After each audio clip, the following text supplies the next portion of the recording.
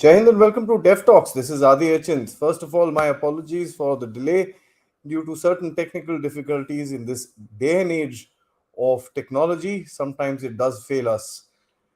But in any case, I have with me Col Ajay Raina, who's going to take us through the unknown story of Kashmir. He's also written a book called The Kashmir Narratives Myths versus Reality. Sir, thank you so much for joining me. And it's going to be a refreshing change from the narrative that we hear on TV and read in our history books. Thanks, Adi. Firstly, my apologies. And guys, the fault is all mine. It happened at my end. My apologies. And let's start. Thanks, and good evening to everybody. Sir, number first, the 1947 is where the story begins, and I'd like to actually request you to guide us through the series of events that led us to the point of the invasion of Kashmir in quotes, and the events that kind of followed around it, sir. Okay. See, there are two ways. If you want to understand the background, I'll just take 2 3 minutes. Uh, the partition of India and whatever happened in Kashmir later on. Actually, all these things have root in something called the Great Game, which I'm sure many of our viewers will be knowing. The Great Game we started in middle of 19th century.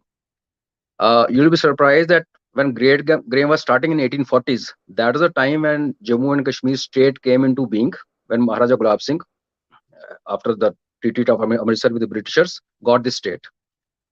In 1919, you know, where is one 1840 and where is 1919? In 1919, Britishers carried out a study and they said we had done a big mistake by giving the state to Maharaja Gulab Singh so many years back, because by that time Russia was inching downwards. As we know, Great Game was basically Russia coming down south, trying to reach warm waters of Persian Gulf and oil fields of Middle East. And Britishers were very, kind of allergic to that kind of development. So they had something called Afghanistan as buffer state. This is a long history. So if you ask me how and when it started, so I'll say it started with the Great Game. Now coming to 47, because there's too much in between, so there's no point. 1947, we were to get independence sometime in 1948.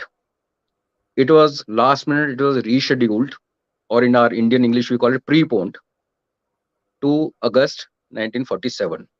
Firstly, it came as a shocker because in the month of June, the British Parliament passes the Freedom Act for India. And now partitioning a country, and that too on these nasty lines called religion, such a huge place, 562 princely states, then British states, British India, which is bulk of it. Everybody knew it can't be done. Whatever happened, we all know. As far as Jammu and Kashmir is concerned, you know, 15th August, we get independence. 16th August, we get something called Boundary Award. That means we became independent first as a country, but we didn't know where the boundary between India and Pakistan, British India, is going to run. Now look at situation of Maharaja of Jammu and Kashmir, Maharaja Hari Singh. 15th August, he is not aware whether, because there was no road connectivity with rest of the India country as we have it today. The only road connectivity J&K had was via Sialkot. That is, Jammu was connected with Sialkot, train and road both, and Kashmir Valley was connected via Muzaffarabad and that Ahmedabad and Rawalpindi. So there was no connectivity from Pathankot as we look at today. There was no bridge over River Ravi. Mhm. Secondly, in the month of before that, since we knew that, I mean, everybody knew that independence is going to happen in August. So in the month of July, the Deputy Prime Minister of Jammu and Kashmir, Mr. R. R. Batra, he was sent to Delhi to open tasks with because there was a Ministry of States under Mr. Patel. Mr. Menon was the secretary. They were like he was Home Minister and Home Secretary as well as Minister of States. So talks are going on. Everybody was talking, negotiating the terms. So July was also a time when Mr. Sheikh Mohammed Abdullah, because of certain activities which he tried to do in Kashmir, he was in jail. So this Mr. Batra goes to Delhi and he tries to meet the would-be Prime Minister of India, and he's told, okay, JN can come and talk to us, but only after Sheikh Abdullah Saab is released from the prison. Now, Mr. Abdullah had been in prison for 1 year. He was arrested in 1946. Pandit Nehru had gone to argue case for him because he was a lawyer, Pandit Nehru, and he was denied permission because if you take your mind back to those days, Pandit Nehru had actually also gone to a couple of other states in Punjab where he was arrested, put in prison for entering a state because Maharajas, all these princes, they had their own rules. So Maharaja Hari Singh had requested him not to enter the state, but when he entered, he was not arrested in J&K, he was detained and sent back. So he had some personal ego issue. Big people have issues. So between Maharaja Hari Singh and Maharaja Nehru, Pandit Nehru, there was one ego at a very personal level. This is 1946. So 47 mein, when J&K government reached out to Delhi, Mr. Nehru said, "पहले आप उसको release करो, make Mr. Abdullah part of the talks, and then only we can negotiate with Maharaja." So this is a thing which everybody is denied till date. But for Mr. Kiran Rijiju, who's our minister, and he spoke in Parliament the other day, and the paper has been declassified, which I can share with you, the parliamentary debate, where Pandit Nehru later on confessed that in the month of July 47, 1 month before independence, message had come from Jammu and Kashmir, let's open talks. Now, why did Maharaja want to join India when the population was majority Muslims? We know that 80%, about 70 to 80% of population of Jammu and Kashmir was Muslims. See, about 25 to 30% Hindus, Sikhs, and Buddhists of Ladakh, they were all non-Muslims. Now, within Muslim community, about 20% was Shias. And what happened to Shias in Pakistan later on, we all knew. The Maharaja knew this much, that 40% of population will be at risk in case J&K were to join Pakistan. Sunni Muslims, of course, would have been okay, but 40%, which included almost half of it was non-Sunni Muslims. Mm. Muslims of different, whatever they have, the sects, and Hindus and Sikhs and Buddhists, Jains. By the way, J&K even today is a very metropolitan kind of a culture. You have all the cultures what you see in India, they are present in some form in Jammu and Kashmir. So he said, okay, secular India is all right for everybody, because even the Sunni Muslims, when we join India, everybody will be treated equally and they'll have a good, I mean, safe life. That was, and see what he thought that time is actually come true to what happened to people who went to Pakistan, even Muslims, Ahmadiyas, Ismailis, Shias, there's so many. So while all this was happening, on 12th of August, 3 days before independence, Maharaja of Jammu and Kashmir proposed to both Pakistan and Delhi that, okay, give me time, let's maintain status quo. Now, the status quo could only be maintained through something called standstill agreement. Many people today, many scholars have written that standstill agreement was not part of the Freedom Act. It was very much, in my book, which you referred, Kashmir Narratives, I have explained how it was part of the Freedom Act, because Delhi had signed it with Hyderabad, and Delhi refused to sign with Jammu and Kashmir, which was bordered by Pakistan on one side, China on the other side, Russians inching downwards. Gilgit Baltistan, which was the thing why Britishers wanted this J&K state to stay away from India, because they predicted next war, world war happening in Pamirs, around Pamirs, Central Asian Pamirs. That was the basic reason. They wanted state to be retained with them when independence had to be given. So they wanted this Gilgit Baltistan area to go to a weaker India, I mean, one stronger India, big India, and weaker India, I mean, Pakistan. So this was the overall game. So he sends the standstill agreement request to Delhi and Karachi. Karachi was the capital that time of Pakistan, and Delhi doesn't respond. In fact, very bureaucratic answer comes. Okay, you send your uh, senior functionaries and we'll discuss it out. Whereas with Hyderabad, they had just signed it immediately. Pakistan signed it within few hours, and they said okay. And for Jammu and Kashmir, standstill with Pakistan was more important because all supplies, transport, postal service, everything was coming via Pakistan, because there was no connectivity. Like I told you, Pathankot was cut off. Rabi had no bridge. But after a few days, Pakistan tried to pressurize Maharaja. They went back on their words and they cut out all the supplies, salt, petrol, diesel, postal service, medicines, everything was running short in Jammu and Kashmir after a few days.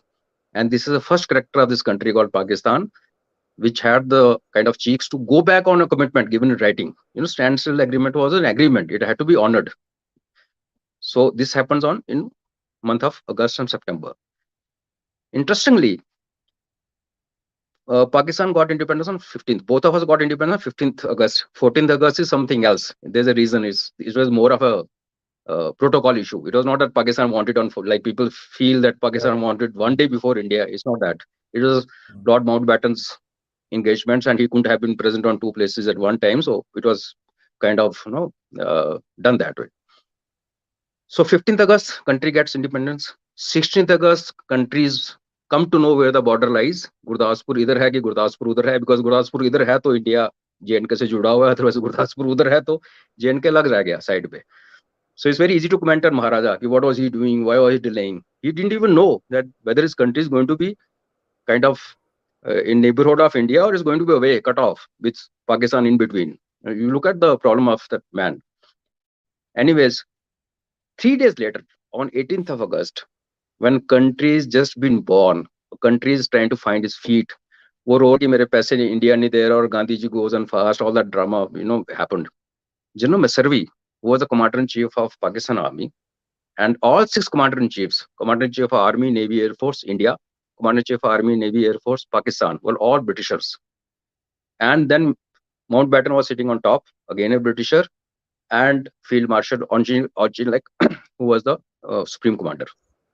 Between them, their funda was very clear. They were protecting their country's interest, and like I said, their country's interest was to have Pamir Knot, Gilgit Baltistan, Afghanistan, this area under control, so that they could fight with Russia. And interestingly, one more thing which happened was World War II. British always feared Russians, but they fought together in World War I and World War II. They fought as allies. Even today, British, they don't have any panga with Russia. But you see, abhi jab chal raha hai Ukraine ka, they are on opposite poles. So trust has never been there between Russians and British, never. So having fought together on one side in 2 world wars, they were now expecting to fight against Russia in next World War. That was their thought process, because Britain was going down. After World War II, British economy, everything went down. So it was losing power. And that's a time when America came in. Now, not many people know that what was USA's interest in Jammu and Kashmir. No, after World War II, when USA did that atomic attack on Japan, between USA and UK, they had an agreement called Hyde Park Agreement, which was a secret document recently declassified. As per that, they said no other country should be able to develop this something called nuclear device. It should be USA has done it, UK will be helped, nobody else. And then they came to know that Russia has started mining uranium in Xinjiang, the nearest point outside Russian Empire, from where they could monitor, because digging and mining you can't monitor, but you can monitor the testing part. No? That was Gilgit. So in about 1945-46, they set up a nuclear monitoring station in Gilgit. That's the reason they were so hell-bent upon keeping Gilgit with themselves, keeping an eye on Russia, also keeping Pakistan, they knew is a weaker state, they'll be able to manage. India, they knew they'll not be able to manage because of strong leaders which we had. Like Gandhiji was actually very stubborn at some point of time, Patel, we all know. So all this happens on 18th of August. General Messervy, who was the commander-in-chief of Pakistan Army, he signs a document called Operation Gulmarg. Now, can you imagine? You are born on 15th of August. You don't even know how does your map look. And 3 days, on 18th, 3 days later, you sign an operation order. So British have signed it. So this operation order reaches a brigade somewhere in northwest frontier. Brigade major happens to be a Sikh officer, later on Major General Kalkat. And his brigade commander was out of station. So it is a top secret document. As a brigade major, he has the privilege and authority to open it. So he opens it and he reads that document. And then he calls up the brigade commander, because the brigade commander had gone to visit his unit for a night out to his own unit, which was also there. He says, "Sir, come back. There's something serious." So he comes back. He says, "Kalkat, you read it. Now your life is in danger. So don't even speak about it to anybody. Just keep quiet."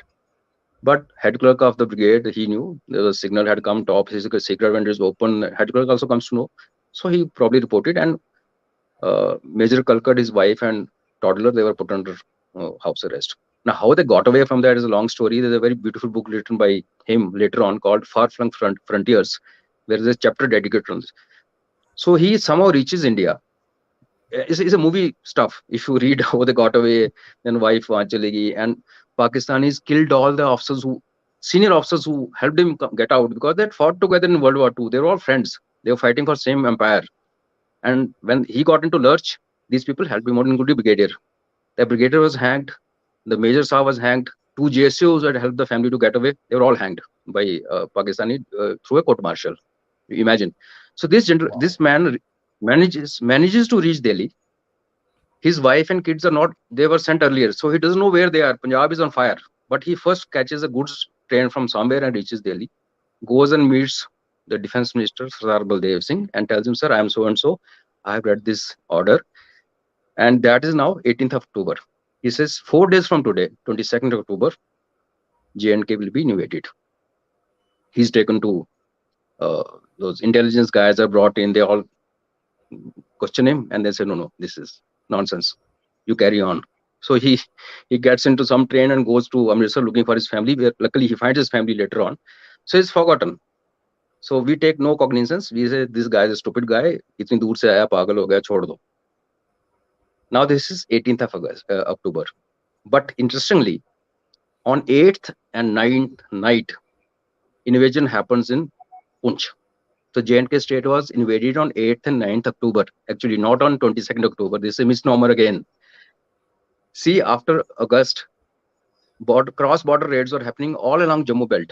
Jammu, Kathua, Samba, Akhnur, all these places. Those guys will come in the night, pick up cattle, set houses on fire, and like typical raids, Kabaili raids, that unruly mobs. They'll go back.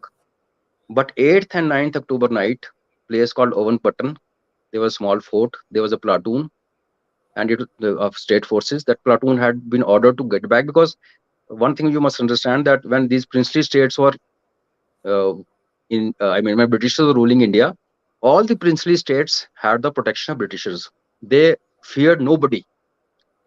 Punjab, of course, Patala was never supposed to attack JNK. JNK was never supposed to attack Shimla state, because they were all part of British setup. So this much they knew, that the armies were basically meant to fight in world wars, fight for Britishers outside, but within themselves they had no threat. So this Patan post was just a small platoon, attacked, captured. The Gurkha troops were there, state forces, all taken prisoners, and thereafter they never went back. And next day they came ahead. There's a place called uh, Kotli, between Kotli and Patan. They captured the complete territory. Then state forces tried to evict them. Didn't happen. So technically, invasion different from the raid. When people come and sit and they don't go back, that actually happened on 8th of uh, October. October. Hmm. Anyways, so main show window was Kashmir. So 22nd was Kashmir ka date.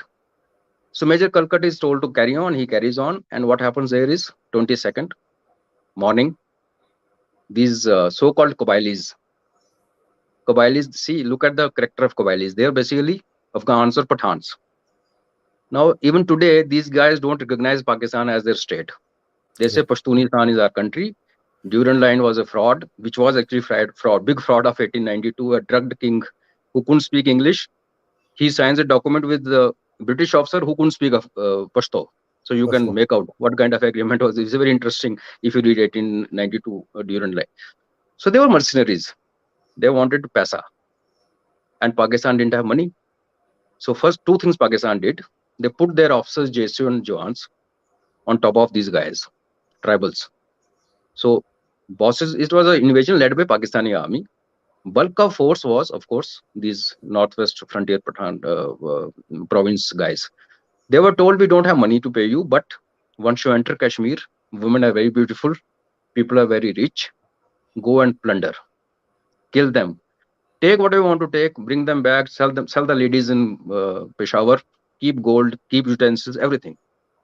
So when these people say Pakistanis, in I keep interacting with a lot of things, kabhi club house pe kabhi kuch, they say we came to liberate Jammu and Kashmir. This way we liberate a state by telling your those handymen, go and don't spare anybody, kill, loot, plunder, and that's how they came. But now it comes a twist to the story. 22nd they come to Muzaffarabad. Fort Jackarif, which was a highly decorated battalion of state forces, had five military crosses they won during World War II. They had two Muslim companies and two uh, Hindu companies. And that was one battalion which had a tradition where they had one common cookhouse that time. Hindus and Muslim troops and Sikhs, they used to dine in same cookhouse. Same chefs used to prepare their food. And they had another beautiful tradition that whenever there was a Hindu festival, they'll be given chutti, taken off duty, and Muslims will stand for them. And whenever there's a festival like Eid or Muslim Islamic festival, all Muslims will be sent on leave or given day off, and Hindus and Sikhs and Gurkhas will stand guard. Now this was 22nd October because these were the Shara days. All these guys, non-Muslims, were actually sleeping peacefully in the barracks, and the Muslim company which was deployed to the west of Muzaffarabad, place called Ramkot, they actually welcomed the invaders. There was no fight. Fort Jackarif, had they fought, Fort Jackarif had guts and courage and skills to stop invasion because there's only one road coming. And these guys are very well deployed, but it was a treachery of highest order. So all these two companies, I'm half a battalion, they switched over other side and started killing own comrades. This happened on 22nd. But the CEO of the battalion, Colonel Samayal, who was a OB of World War II, he and a handful of headquarter elements, they kept on fighting throughout the day. And finally, because they ran short of everything, ammunition, weapon. So in the afternoon, they sent a message back that we are blowing up our radio set. Something has happened. Muzaffarabad has fallen, and our 4 battalion now, 4 Jackarif doesn't exist. And then CO cuts off the transmission. Then he was never found thereafter. Brigadier Rajendra Singh, who's the chief of staff of state, you can call him like chief army staff kind of a parallel today. He goes with 100 people, and over the 100 people's tradesmen, washermen, cooks, whomsoever they could get, because there was no army. Now, this is a very long story. I don't want to get into this. Why there was no army in Kashmir? Why complete state forces were deployed in Punch? It was all because their chief of staff before General Rajendra was General Scott, who was a British. So they managed very well. Slowly, they pushed all battalions into Punch, Mirpur, Nashara. And there was only one battalion left in complete Kashmir Valley. And that battalion was sitting on Muzaffarabad. And they switched sides, those two companies. And their Hindu companies, their battalion was, one was in Kupwara, one was in Kohala to the south. So it was a very well planned, done thing. So this is 22nd. Brigadier Jindra rushes there, reaches Uri in the middle of the night. 23rd morning, they go ahead, and there's a Battle of Gadi. I request all Indians, please read this Battle of Gadi. In fact, it's in the book, but I'll put it on the blog. We talk of 300, a movie 300, or we talk of Saragadi. This battle was fought between two platoons and 6,000 attackers. This platoon had no defenses. They were just sitting on a hillock. One platoon written off. Nobody came back. Only one guy taken prisoner, youngster, and he came and told story. Whole day, they kept them there. Next day, Uri Bridge. They blew up the bridge, stopped them. Next day, Rampur, Bahura. So people say very calmly, हाँ जी वो बारामूला में पहुंच गए थे, and then they started raping females and they started plundering Baramulla, and उस चक्कर में पाकिस्तान का plan upset हो गया. It's not that. Those 6,000 invaders were not allowed to reach Baramulla before 27th morning. 27th morning, 2:30 was the last time when Brigadier Jindra Singh was seen alive, and he was wounded. And his order to the men was that my Maharaja has told me, fight last man, last bullet. So give me my pistol. And he was injured badly. He said, I can't go back. And now they will come only on my dead body. And his body was never seen thereafter, never found. Only his tie was found later on. So till 27th morning, 6:30 in the morning, the first invader vehicle was a Chevrolet car, open car. And being co-driver seat was an army officer of Pakistan Army who was wearing a Pathan suit. And he came and he spoke to people in Baramulla. By that time, Baramulla, most of non-Muslims had left. But those who couldn't leave, they were killed, their properties were looted, and thereafter they also didn't even spare even females. Raping of church is a very famous incident. No nun was ever raped in the church. There's a beautiful book written by some person called Andrew Whitehead, Mission Kashmir, which has a first-hand account of the sister superior was killed. Nuns were killed. There's no doubt. Nuns were killed. British Army officer was killed. His wife was killed. two kids. They are, I mean, I think even now they're alive. So number two in hierarchy, the sister next, the two IC of the church, and the father of a church. These people spoke to Mr. Andrew Whitehead, and they given a very clear statement that yes, these guys came, they rushed into the church building. There was a hospital. They started shooting people. Just superior sister superior died. This army officer died, Sikh regiment officer, British officer. His wife died, and then they lined up all the nuns like against a wall, and they were trying to snatch their crosses because they were looking for jewelry. Kuch mil jaye. Hmm. There's a time when convent-educated army officer of Pakistan Army, he entered wearing a Pathan dress. And he said, no, no, these guys are different. Inko nahi marna, chhod do. So they were spared. So another big story that Baramulla church was plundered and females, nuns raped and thrown into well. That is, I can't justify why, but it didn't happen. And 27th, 3 hours after that army officer landed up in Baramulla, our one Sikh was already on the airfield in Srinagar. And Colonel Rai then rushes to meet. He said, I can't keep sitting at Srinagar airfield because Srinagar airfield had to be saved. That was the only air link with the rest of the country. So, like a good soldier, he said, I can't keep sitting and keep, because if you're sitting around with 100 people, you're sitting around the airfield and 6,000 people come and attack you. How long can you fight? So he rushed to Baramulla, had an encounter. They saw each other first time. They were shocked. Pakistan were shocked because they were told there's nothing. After Fort Jacrif, road to Srinagar is open. Go arrest Maharaja, make him sign on that instrument of accession.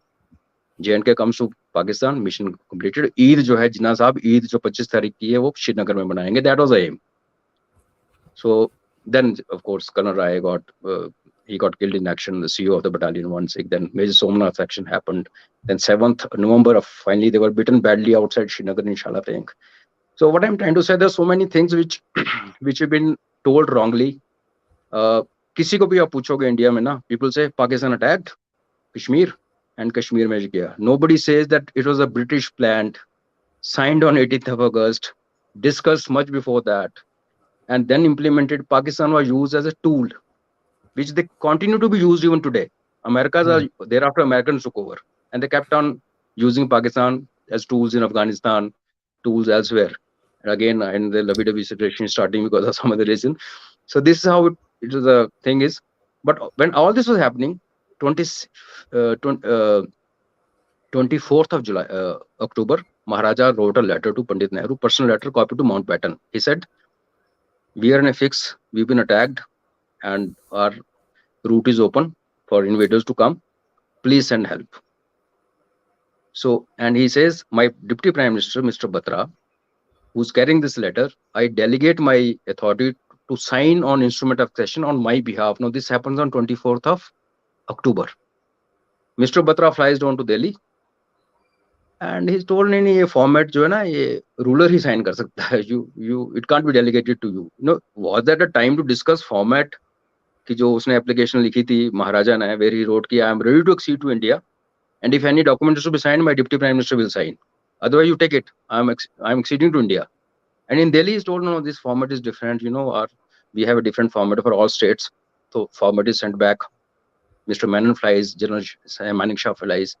25th, when they reach Srinagar, rumors are all around that invader पहुंच गए, Srinagar अभी enter करने वाले हैं, कुछ होने वाला है. They tell Maharaja, if you're caught, they'll make you sign on that instrument of accession which Pakistani had made, and thereafter J&K will technically go to Pakistan. So you please carry on. After last flight on 25th, Maharaja and Maharani are told by Mr. Menon, you go to Jammu and wait for us there. And they stay back in the Srinagar. Prime Minister of the state, Mr. Mayorsan Mahajan, he stays back there.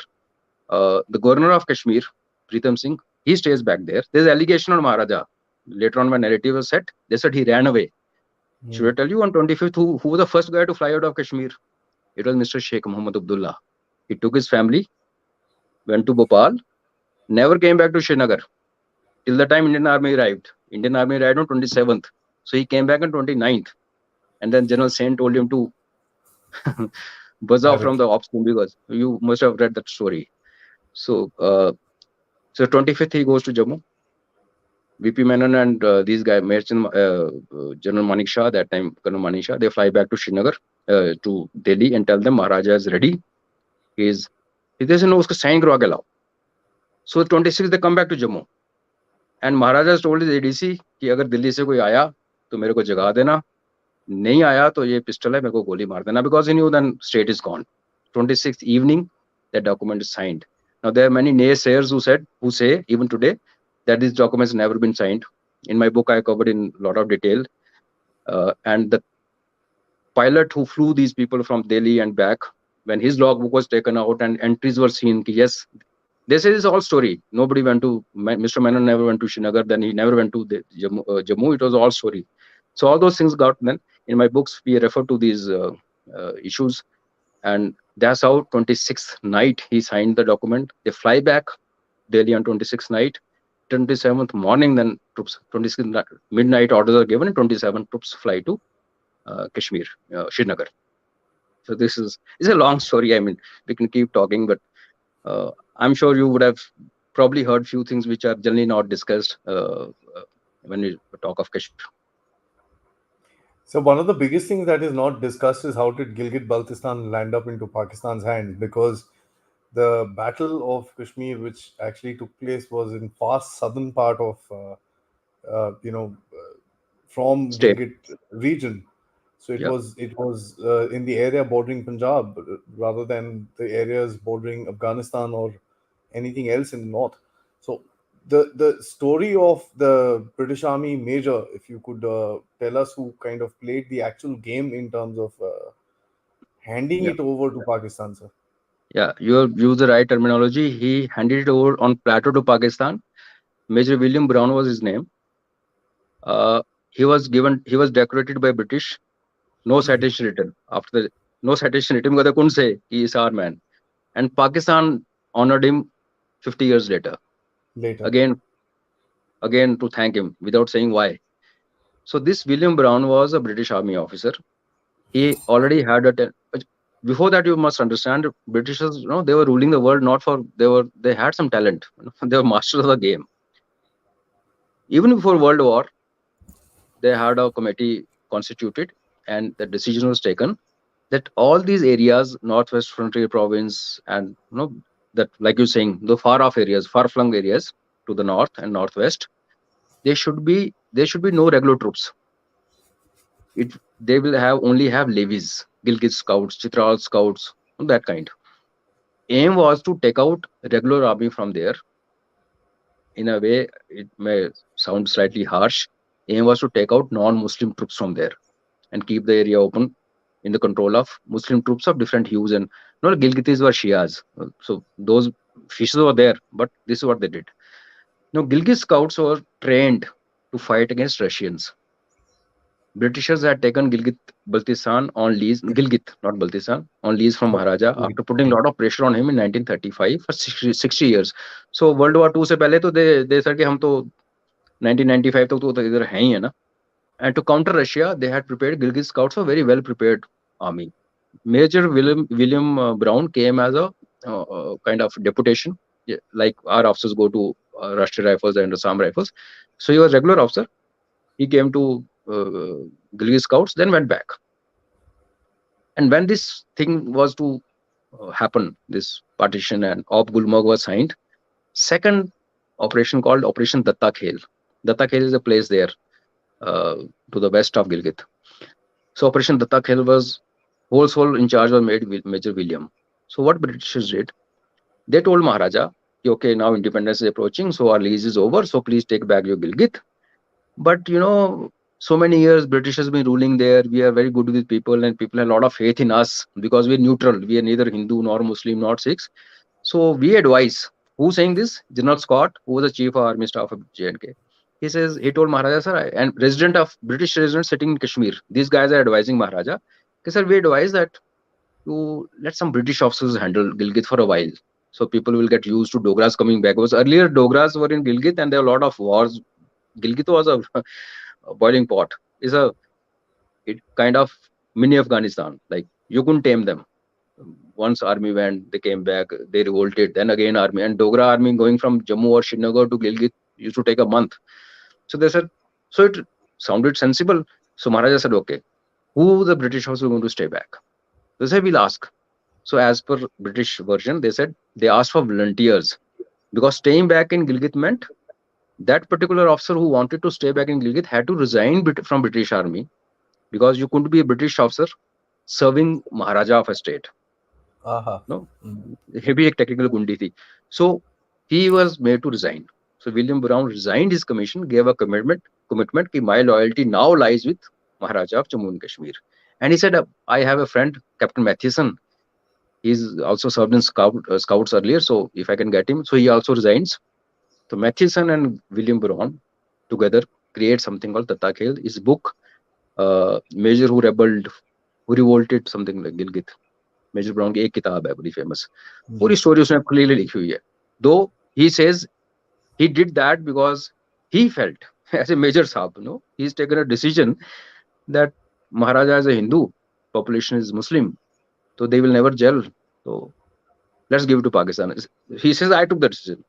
So majors used to be very senior officer that time, but not that senior that they take decision of this kind. So finally he stage managed everything.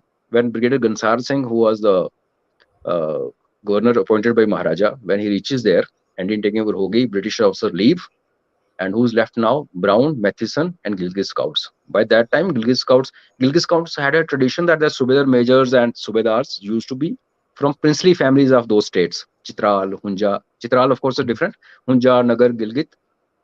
All these princely family, those members used to be JCOs, Subedars and Subedar majors. तो सबको उसने काबू करके, if you see the photograph where Brigadier Gansar is supposed to is being made to surrender, so he's not surrendering to Major Williams. He's surrendering to a JCO. I think his name was Babar Khan or something. So William made it look like that it was Gilgit Scouts which had revolted against the state, and मैंने कुछ नहीं किया, and surrender भी उन्होंने किया. So basically they went and surrounded his house, governor's house. Few shots were fired, and when governor found that he'll not be able to get out of it, he had a driver in Aldi, so they surrendered and he was put in prison. Later on, he was exchanged. So there was not a single Pakistani troop when Gilgit was given to Pakistan. William Brown made a radio transmission to Rawalpindi saying, I have taken the Gilgit from Maharaja, please come and take. So governor was then sent from Pakistan. So you're right, it was Pakistan had no wind, no clue what's happening. I told you it was a British game. It was a British game. It was all done by British. So I'll not say bloodless, because there was one battalion of state forces there, 50% Muslims, 50% Sikh troops. Eddie, one thing I'll tell you, whenever I speak, I don't means I say I name Hindu, Muslim, Sikh. Somebody asked me once, sir, why do you say this? I say this because this generation, next generation must learn that when we were doing Hindu, Muslim, Sikh, Isai, we got nothing. We only killed each other. And if we keep doing all this even today, we will again kill each other. So it's a lesson we must learn. We should not be really covering up things. No, no, yes. So this is how I generally refer to it. These are historic events. I had no role to play. So Sikh, for 50% troops were Sikhs who had not even fired once. They were all recruits, and they were all killed.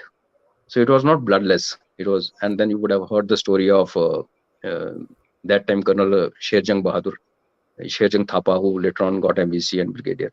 So yes, Maharaja Gilgit was taken by William Brown, given to Pakistan, who had no idea where is Gilgit, what is happening there, and there was no fight as such like it happened in Kashmir or Punch. No, it was just presented to them. One of the biggest things that I feel, and correct me if I'm wrong, is that the whole religious concept of Pakistan has been sold to us to create the state of Pakistan. Uh, the if one actually goes through, and I haven't been able to access it myself, but I've read some accounts that have read these archives, which speaks about a conference that took place somewhere in 1943, where the British decided that the way to kind of deal with India is to kind of split it, and the easiest way to split it is through a largest fault line which is available in front of them. So that's when they kind of agreed and moved forward with this entire game and propped up Jinnah. So how far would you agree to a statement like Yeah, that, sir? yeah. I agree with you 100% because like they used Pakistan to invade Jammu and Kashmir, and I am from that state. Many of my elders even today believe that it was Pakistan which attacked Jammu and Kashmir, and I tell them no. Pakistan was made to attack by Britishers. Similar is the case of Mr. Jinnah. You know, Mr. Jinnah was not a Sunni Muslim. He was Ismaili. Yeah. Okay, Ismailis unki to masjid mein they can't even offer namaz together. So he first, and he used to eat pork. He was a drinker and Yeah. he had all the triple W qualities in life. He had given up after Gandhiji started his so-called that he took that strong Hindu line, and he went back to states of England for his practice. He was brought back because he could speak. He could speak and he could communicate. Yes, these are all pawns. In fact, again, I'll be harsh, but I look at Pandit Nehru as the biggest pawn Britishers had in over India, prime minister in making, who was in full control of Lord Mountbatten. People justify by saying it was Edwina's role or whatever. That is something like you said, we don't have the evidence, but Mountbatten had so much of influence on Mr. Nehru that you'll be surprised that after independence, he came to India thrice. Lord Mountbatten. He came to India thrice when Pandit Nehru was a prime minister. And after 62, when Pandit Nehru was sulking कि मेरे को हिंदी चीनी भाई भाई वालों ने ही कर दिया हमारे साथ गलत काम जो भी हुआ, तो he told him, see, only way to retrieve your honor as a statesman and make people forget that you lost 1962 war, which I don't agree to this statement. We didn't lose. There was something else. You know, there's a lot of separate subject. He said, if you resolve Kashmir issue, people will remember you. There's a statesman called Nehru who, after many years, resolved. You know what Pandit Nehru did? Maps were prepared in MO Directorate of Indian Army, and whole of Kishnganga Valley, which is called Neelam Valley today, starting from Gurez north, coming to Thithwal, and Sharda Peeth, which is across line of control, which is the holiest of places for Kashmiri Pandits. Right. It's okay. Let's give all these areas to Pakistan, and then draw a line international border Shamsabari ridge के ऊपर, इधर India उधर पाकिस्तान. पाकिस्तान को भी खुश हो गया, दरिया भी मिल गया, पानी भी है उसमें, किशनगंगा रिवर उधर से आ रहा है, there water security is also taken care of. Indus तो वैसे घूम के ऊपर से आ रहा है, Gilgit Baltistan, because Indus travels through Gilgit Baltistan, that was already with Pakistan. Mister Swaran Singh goes to, now we are slightly debating from 47, but I'm telling you Oh, how big the ponds were. So Mr. Swan Singh with a delegation, including army officers from MO Directorate, lands up in Lahore in 1963. 12 o'clock was a meeting where Pakistanis had no clue that Indian delegation is coming to. They say, of course, the talks were no talks used to happen. It happened everywhere. They knew that delegation is coming to discuss something, defense matters, but they had no clue that delegation is coming with a map to tell us कि भाई ये ले लो and let's settle Kashmir once for all. One day, same day in the morning, 10 o'clock, Mr. Bhutto, who was a foreign minister, he was sitting in Beijing. An announcement is made that Shaksgam has been given to China. Shaksgam, which was part of Baltistan, Gilgit Baltistan, our area, being illegally held by Pakistan after Major Brown's antics.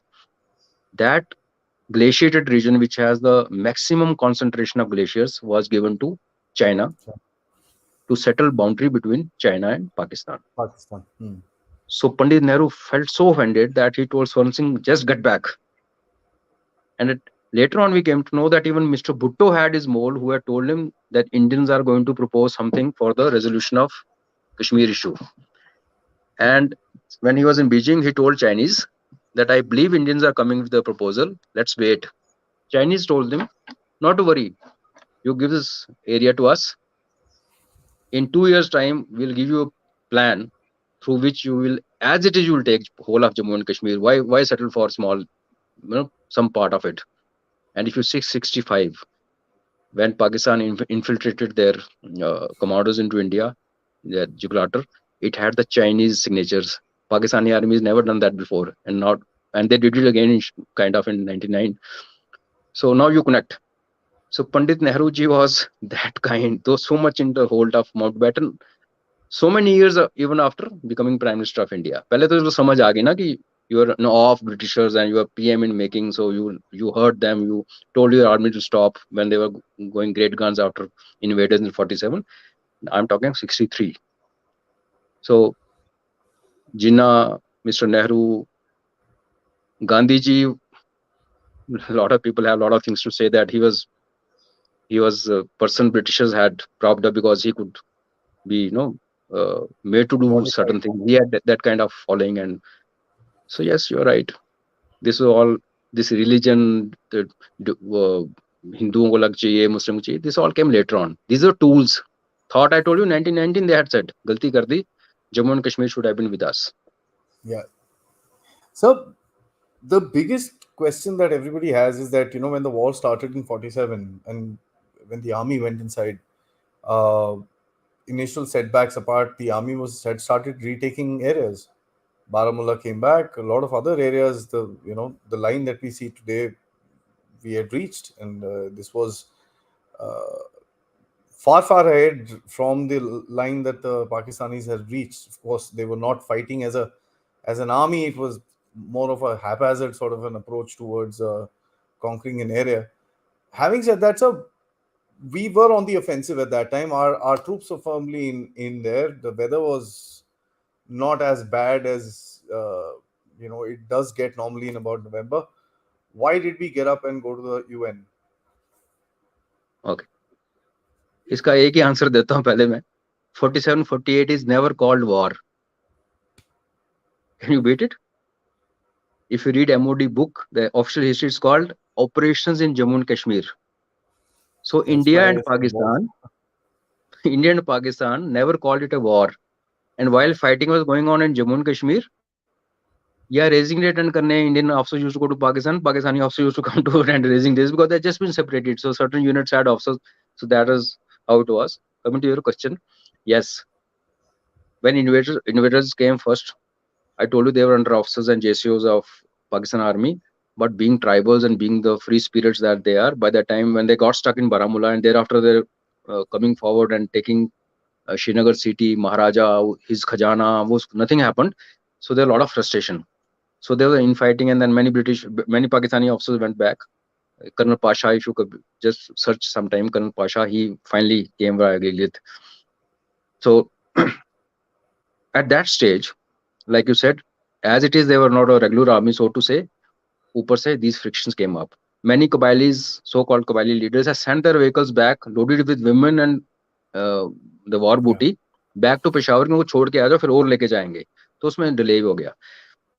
So when Indian Army went chasing after 7th November, the Battle of Shalating took 20 minutes and whole Pakistan offensive went into अरे ना कुछ नहीं बचा उसको भागने शुरू हो गए. So Indian Army went chasing, तो petrol और diesel खत्म हो गया because I told you J&K was running short of fuel as it is because of that supplies being stopped by Pakistanis in the month of September onwards, Remember. and fuel could not be lifted, airlifted, because we had the quotas. उसमें तो 14-15 जवान वैसे ही बैठते थे मुश्किल से. You can't imagine. Can you beat it that Indian Army couldn't reach Baramulla because गाड़ी में पेट्रोल खत्म हो गया. So then infantry went marching as usual, and so Baramulla was taken, Uri was taken. 14th November, Uri was taken back. Now, in 24 hours, Indian Army would have aram se taken back Muzaffarabad. Muzaffarabad. Muzaffarabad, few kilometers ahead. At that point, they are told, stop, turn south, go to Punch, because Uri and Punch had a road link via Hajipir Pass. That was a time, Adi, that had 24 hours been given to Indian Army, they would have taken at least Muzaffarabad was ours. Our state territory would have come back to us. Given a option, they would have crossed into Abbottabad. फिर तो Osama bin Laden को छुपने की जगह भी नहीं मिलती. Many years later, see how history gets. Abbottabad शायद हमारे पास ही होता, उनकी military academy whatever. Balakot. Of course, see, I am my family is from Bagh, which is across Punch. My mother is from Palandri. She was a toddler that time, and Palandri was the place from where they declared Azad Kashmir. Is the Yeah. headquarter of Azad Kashmir. So all these areas would have been taken on 14th of November. I mean 15th, 16th November. It would have been over, like you said, before bad weather came. And if you've been to Uri and that area, those are low-lying areas. Uri snows a lot on mountains, but जो axis है ना जो Jhelum के साथ जाता है, you will understand where river flows and road is going is pretty okay. उनको वहां divert किया गया. Now people say there are two reasons. One was Mountbatten as usual, because three commander in chief Pakistan के 3 army, India के सारे britishers, ऊपर supreme commander britisher, ऊपर Mountbatten साहब भी ब्रिटिशर्स, तो they were playing like game of chess कि okay अब इसको इधर रोक दो, इधर ज्यादा वो ना हो जाए. दे हैड अ फियर कि अगर war spills into Punjab, 65 what happened when guerrillas came into valley, India opened up Lahore ka front, and then Pakistan didn't know what to do. So this fear Britishers had, so they always manage this way कि don't let Pakis lose so much, don't let Indians gains too much, that there's a reaction somewhere else. Other reason is that Sheikh Mohammed Abdullah, who was Pandit Nehru's blue-eyed boy, he told him Kashmir खत्म होता है बारामूला में. सी Baramulla once upon a time was a bottleneck जिसको तोड़ के फिर jail lake निकली थी सारी ना. If you read the history of Kashmir, it was all lake, and then something happened in Baramulla because of earthquake. People say some Maharishi whatever. So Baramulla में वो टूटा था वो बांध लेक का, and the whole lake got drained, and what was left was Jhelum. So they say till Baramulla, there's a fact, Baramulla तक लोग they speak Kashmiri, आज तो आगे भी बोलते हैं. उसके आगे they speak Pothavri, which is my language. I am from Punch, so we speak Pothavri. So Punch, Rawalakot, Bagh, Uri, Kupwara, part Thitwal, all these people we speak what you people normally call it Pahadi, is a Pothavri language. So he told Pandit Nehru, even if we take these areas, nobody knows me there, and I don't know them. And these guys are the Pahadis are basically Muslims are Barelvis, Lobaik wale. And Pandit Sheikh Abdullah and Kashmiris were they're Devbandis. Nothing wrong with that. That's their belief. So he told Nehru, there's no point. Chodo. Punch ko bachao. Punch was under threat, but like I told you, since most of JNK forces, state forces, they had 6 battalions. 5 were there in Punch, Mirpur, that area. It could have held on for another month.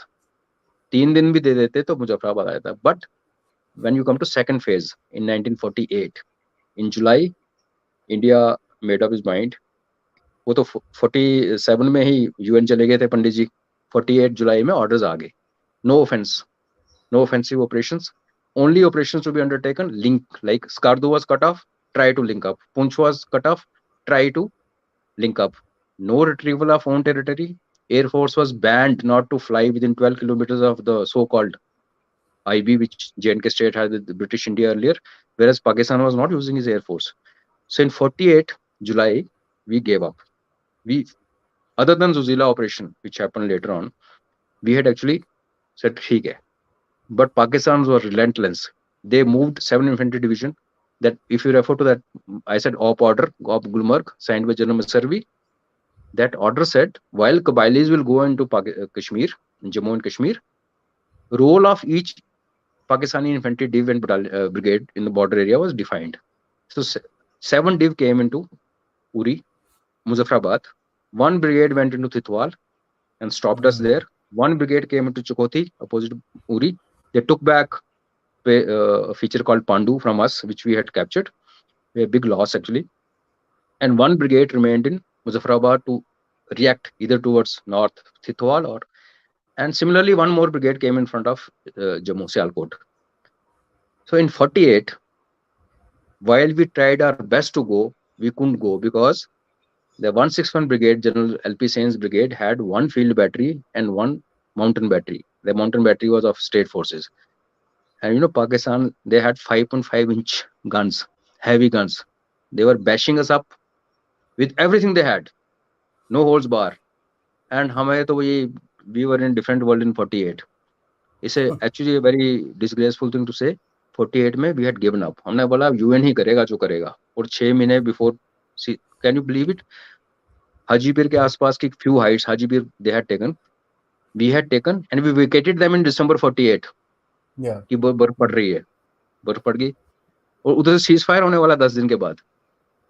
So much of disconnect between political leadership who was negotiating the ceasefire and army on ground who's not even informed कि भाई रुक जाओ 10 दिन के बाद 1st January को we'll have ceasefire, जो जहां वहां रुक जाना. So our troops are vacated, pulled back from heights, Veerkanthi, all those features were vacated, and they came and sat down.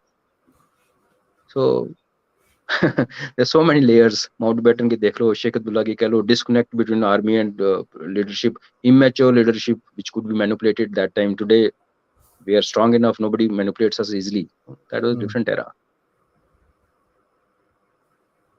So This is how it went. Yeah. the hair raising story. I mean, there is uh, there's just so much of history that has been hidden from us. And one of the saddest parts about the whole thing is that it has always been twisted around. Like when you say Kashmir, the only thing that comes to mind is terrorism and unrest and stuff like that. It wasn't the case so till 1989, and that is the sad part of it. Nobody talks about the factor that before 1989, it wasn't a violent place. It was actually relatively peaceful. Of course, the whole 370 and this and that was separate. So how do we land up in this 370 conundrum, sir? That's what I would want to kind of end the interview with. Okay. 370 was the term came called 370 came into being much later, but provision called state subject was introduced in 1942 or much before independence by Maharaja. Reason being, the root of Kashmir problem lies in 1925. क्या होता है ना, जो पढ़ा लिखा है ना, I always feel a too much educated, too much comfortable guy can always create problems for you. A person who's hunting for his bread, who's worried about his next roti, Next. he will probably have more things to do. A guy who's well fed. So rich people in Kashmir suddenly said, here a Hindu Raja is ruling over us and we are in majority. And though Kashmiri Muslims and Rajouri Punch मेरा जो इलाका है वहाँ के Muslims का आपस में connect नहीं था. They are these people identify more like I told you Barelvi तो थे ही थे.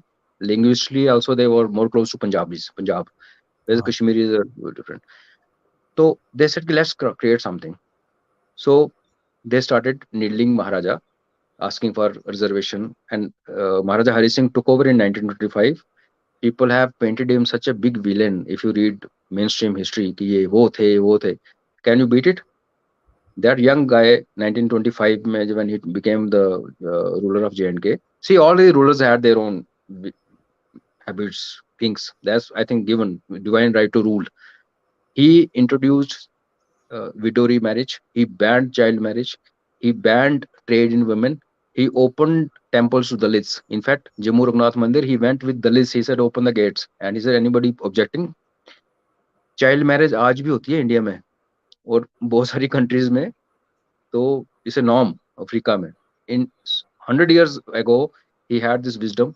He was very progressive महाराजा. उसको उन्होंने पेंट किया. Now Britishers who were trying to take Gilgit and he was not giving them Gilgit and he was a trouble creator for them actually. Britishers had educated Maharaja in Mayo College. He was given Western when he was a prince, Western education, and they thought ये अपना है, ये कर लेगा. Because Gulab Singh was very tough with Britishers. उन्होंने तो British resident को नहीं आने दिया. उनके बेटे रणबीर सिंह ने भी बड़ी मुश्किल से resident को आने दिया for few months. Maharaja Pratap Singh was sacked and Maharaja Hari Singh thought कि उनका भतीजा था कि ये अपना ही है. But he turned out to be totally anti Britishers. And in Round Table Conference, when he went to England, when all these Congress leaders were in jail, only Muslim League and the princes went. There in front of King George, he said, I'm a king ruler of a state in India, but my dream is to have independent India, a federal India, where we will have our say, but we'll have our own government. And that thing hit them so badly because King George had been told by British parliamentarians, oh, everything is honky dory in India. So princes are also, we have some, they were trying to create something called Princestan. There's a book called Princestan, kabhi time milna padna. It's a very interesting book. So he said, he actually gave it back to them in front of King George. That's the time they said, okay, let's sort out this guy. And they also wanted Gilgit to be given to them, all state forces to be withdrawn, which he was not agreeing. So they created a monster called Sheikh Abdullah. I'm calling him monster because he is the one who, like you said, peaceful. Kashmir has been, by nature, Kashmiris are docile. They're best guest hosts you'll ever meet. You go to Kashmir, the way you're looked after, a normal man on the road, street. Problem comes when they get together and then they're told a few things. So 1931, while Maharaja was sitting in London and attending these conferences, round table, there were 3 conferences, he attended 2. Prime Minister of Jammu and Kashmir was a Britisher, Mr. Wakefield. उन दिनों tradition होता था कि princely states के जो prime minister होते थे, they used to be either serving or retired civil servants of British. because they were supposed to be clued up on administration. They were educated. Our Maharajas, we had Maharajas. There were few Maharajas who had only 12 square kilometers kingdom. So we had illiterate Maharajas, read also, educated also. But this is a good thing. The good states had these Britishers. In his absence, Sheikh Abdullah, who had come back with the third division in MSc from Aligarh University, had applied for job of a professor in SP College, Srinagar. SP College, Srinagar, even today, it's there. Uh, Same time, a Kashmiri Pandit boy from Banaras Hindu University, gold medalist in same subject, MSc, he also applied. So he got his job naturally. Good thing about Raja Maharaja, if you see, आज की government की बनाई building पहले ही गिर जाती है earthquake में. राजा महाराजा की आज तक नहीं गिरी because it used to be their money and they used to invest wherever they thought was a, I mean, kuch bhi banao to acha banao. So similarly they wanted the best people, and Maharaja Hari Singh had this approach. So the guy on merit was selected. So Sheikh Abdullah went around. He was nobody. He was a young student. He said, देखो हमारा हिंदू राजा है, उसने हिंदू को नौकरी दे दी, मेरे को निकाल दिया. अब किसको पता उस जमाने में कि इसकी थर्ड डिवीजन है, उसकी फर्स्ट डिवीजन है. आज सोशल मीडिया में people come to know that now is different. तो Kashmiris actually got behind him. So Mr. Wakefield, without any authority from Maharaja, in his absence, calls Sheikh Abdullah for a meeting. So the news spreads in like a wildfire in Kashmir. There's something called Sheikh Abdullah, someone who's been invited by Prime Minister of the state for talks, and that's how Sheikh Abdullah, as a political leader, was born. So 31 से उन्होंने उसको शुरू कर दिया. 30 फिर दंगे हुए. Jail was there. Somebody came from Abdul Qadir came. उसका ट्रायल चल रहा था. These guys surrounded the jail. Firing हो गई और काफी सारे लोग मारे गए. 10 लोग वहां मारे गए protesters and they went on a rampage. और जो कश्मीरी पंडित की लोकेलिटी थी वो सारी लूट ली. कश्मीर और not non violent. I am just telling you क्या हुआ था. 31 में दे महाराजागंज को उड़ा दिया. They rape the ladies, they burn the shops. उनको कुछ कश्मीरी पंडित को कुछ लेना देना नहीं था.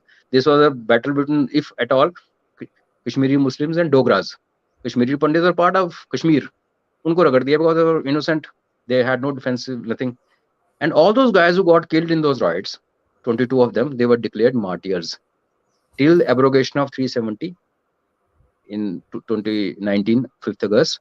That day was observed as a state holiday. Martyrs, people who were killed Martyrs. while they were raping. Okay, so when this all this was happening, and Britishers 35 में Maharaja came under too much of pressure. He understood that he's rubbed Britishers on the wrong side. He said, "Gilgit ले लो, मेरी जान छोड़ो." 35 में Britishers said, "Okay, Gilgit agency मिल गई lease पे. Now we are happy. Leave Sheikh Abdullah to Maharaja." So Sheikh Abdullah started getting Muslims from outside and started settling them in various parts of Jammu and Kashmir. There's a time when Kashmiri Pandits, very intelligent people, they went to Maharaja. They said, "Sir, very soon, जो 80-20 की population जो 70-30 की है, this will become 90-10. So we need to save ourselves. There's a demographic invasion happening in J&K. So Maharaja instituted this clause called state subject.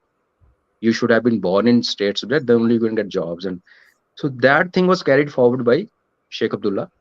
And when Indian Constitution was made, that Ambedkar walked out, Patel didn't like it, but this was inserted at 370. So it came as a protection clause for basically non-Muslims in J&K, but later on turned it around, and it became a kind of a blot on our state when girls were denied their property rights.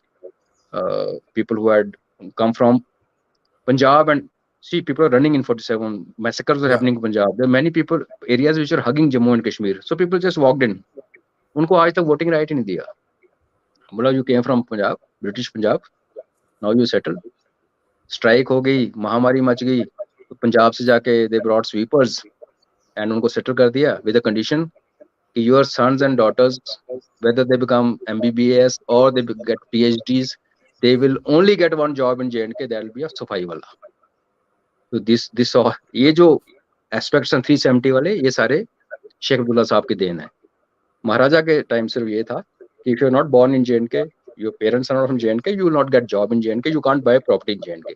That's how it started in 40s, and then it became 370 later. Sir, I must say that was a ride through history, and I'm just going to take through a few comments that have come in. Just wanted to see that your thoughts on these particular comments, and of course, there's one comment that says that They want you, and I'm just putting it up here first. They want you to describe the brief history about Ladakh in 1962. I'll try and get you back for that probably in the next week or two, sir.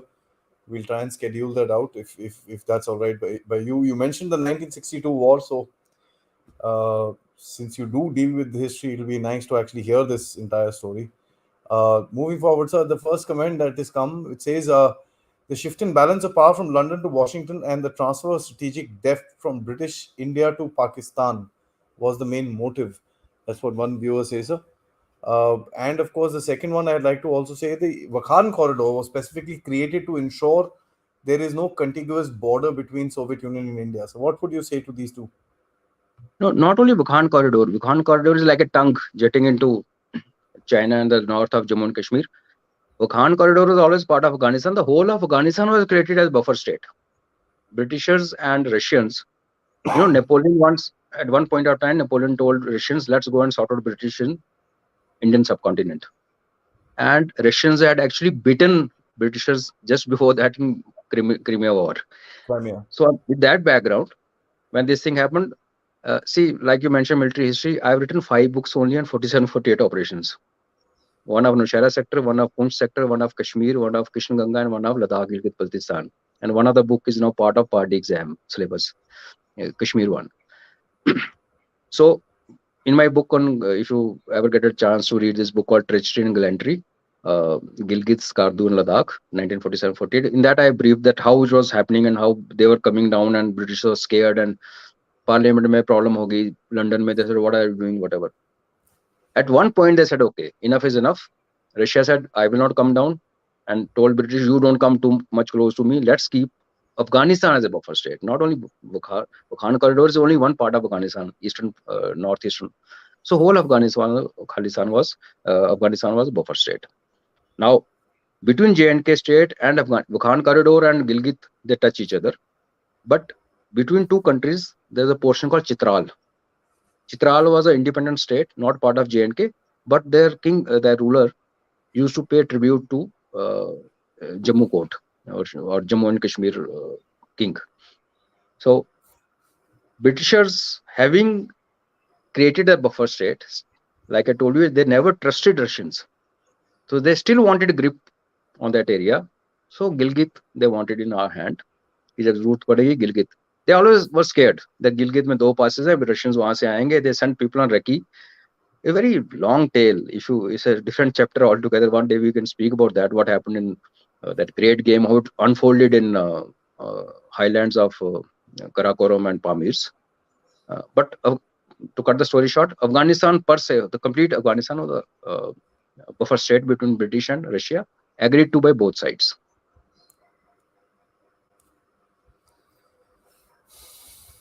I'm speechless. When you know these stuff, but when you revisit it, it kind of, if I may, takes you the wrong place, sir. Yeah. I think on your comment on Prime Minister Nehru, there's another comment that says Nehru was dogmatic in a way, too held up in the Fabian socialism and liberal values of that particular day. And another comment talks about Mountbatten was the real power in those days, the British deep state. Even King Charles from the House Mountbatten line as House of Windsor ended in technically with the Queen Elizabeth. So that's actually true. I mean, she used him as a person that she used to rely on quite a bit, sir. Uh, she has a question for you, sir. Colonel, sir, why is Brigadier later Lieutenant General L.P. Sen's military genius relatively less known and celebrated despite saving the entire Kashmir Valley? Okay, Brigadier LP Sen, actually when Indian Army landed up in Kashmir, there was no brigade as such earlier. It was one Sikh landing, and they created something called Jammu and Kashmir Division based in Jammu, the div headquarters under one General not Atma Singh, is General. I'm forgetting his name, from Kulwant Singh. General Kulwant Singh was GOC. So the when second 4 Kumaon came and 1 Kumaon rifles came, so they created a brigade headquarters in Srinagar. So first brigade commander was Brigadier Katoj. Within 2 days, he got injured when he went to front lines, got a bullet in his leg. Later on, he came again to command Thitwal Brigade. He was taken out. General Sen came. Now, General Sen wrote a beautiful book called Surrender Was a Threat. And General Sen was the army commander when 1962 happened. So while 1947 was a chapter of glory for him, where he actually chased the guys out, 1962 as an army commander of Eastern Command, though I don't blame him because there was used to be no army before that in Northeast. Suddenly one Pandit Nehru ji woke up one day said, आज से हमारी army पहले सिर्फ Assam rifles होती थी north east में and army was told you just go and get deployed and General Thamaiya resigned. You must read that history. He resigned in protest. He said, how can you tell army without consulting the chief? You make a statement in parliament. So he was called for a cup of tea by Pandit Nehru ji and समझाया शाम को कि okay आप ले लो general साहब छोड़ दो and अगले दिन they said कि he's taken the resignation back. There's some misunderstanding in that kind. So General Sen, whatever you may say, he was the army commander. So when the debacle of 62 happened, some blame also came onto him because you, as an army commander, you enjoy a lot of privileges, but you also have a lot of responsibility. So his rising up to army commander is not something very small or mean. It's a huge achievement. But his life story, if you look at, it has kind of checkered. Very good, 47. No. Actually, some ugly 62. But he became 62. lieutenant general. That once again later on, more things came out. General Harbaksh, who also retired as who's savior of Punjab, very forthright officer. He was deputy commander of General Sen. If you read his book, so then you have a different opinion about General L.P. Sen in 47 also. And one instance which you can actually take it, which is a gospel, I mean, historical fact, when Indian Army on 14th November was told to stop chasing these guys, invaders, turn south and go to Punch. Punch. So about 200 vehicles crossed over from Hajipur Pass and went to Punch. And General Sen was part of that party. But they couldn't reach Punch because state forces troops were deployed on Nala. There's a bridge short of between Harjipir Pass and Punch. There was a bridge. When they saw headlights coming up in the morning, early morning, they burnt out the bridge. They thought Kobali idhar bhi aa gaye hain because Punch brigade had no information. So General Sen returned from there. पर उससे पहले पता क्या हुआ है जब ये रात को यहाँ पहुंचे ना हाजीपीर ही दे टुक अ नाइट हॉल्ट हाजीपीर पीछे से एम्बुश हो गया उरी के पास में ही 30-40 vehicles got knocked off. So he rushed back. All this confusion, what happened? Uri से चले पुंछ की तरफ, हाजीपीर पे रुके, पीछे से एम्बुश हो गया. He goes back, जो पुल जल गया, तो वहां से troops march into Brigadier Pritam Singh, who saved Punch later on after 1 year of siege. He took his battalion, 2 companies, and he walked all the way there from burnt bridge to Punch. Haji Pir छोड़ दिया. So इधर पुंछ वाली फौज पुंछ में settle हो गई, general Sen लेके उरी चले गए, Haji Pir was left alone, khali, and they came and sat. And Hajipir is even today, it's a pain in neck. We took it again 65, 70. You know that story. So as a critic, I would say that his career actually had a lot of shades. That's the reason. I guess it's very difficult to describe this entire time of our history, sir, because something like this happens today. There's going to be a storm in the country, and that's something Right. which is known. But these kind Uh, of things were just brushed aside in those days. आप I कुछ I have बोलोगे? another perspective. Somebody asked me Sure. one question, this which I had no answer. They said, "Sir, there have been 100 instances in the history of war where military leaders, in the interest of the country and army, have disobeyed their political bosses and face the music and come out clear later on because the intent was always General Harbaksh disobeyed central government. We all know it, and he saved Punjab because had he obeyed what he was being told by chief of army staff that time on the directions of PMO or whatever power, we would have lost a bit of Punjab. So they said, knowing very well that our prime minister has just been made prime minister. Pandit Nehru was selected prime minister by Britishers. No, there was no election in 47, so they were all selected. So when you knew that immaturity exists at the top level, you also knew that Mountbatten Sahab has a lot of effect. You also knew that commander in chief उनके भी इनके सब चल रहा है आपस में.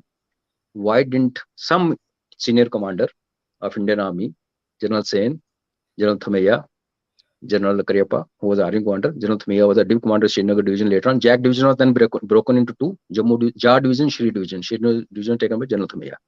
So somebody asked me the question, sir, you as a soldier, don't you think they should disobey it? You ask my personal opinion. I said yes. They should have disobeyed him, government, for only 24 hours. उस जमाने में ना तो email थी, ना internet था. Message travel करने में वैसे 2-4 दिन वैसे निकल जाते थे. But colonel Rinchen did, Colonel Chiwang Rinchen, Mahavir Chakra Bar, Sena Medal, Munshin Dispatch, 4 wars, 4 decorations. I just wrote a book with his daughter called Line of Ladakh. You read his story. So you at times you have to actually think beyond your own self, which was not done, unfortunately, in 47, 48.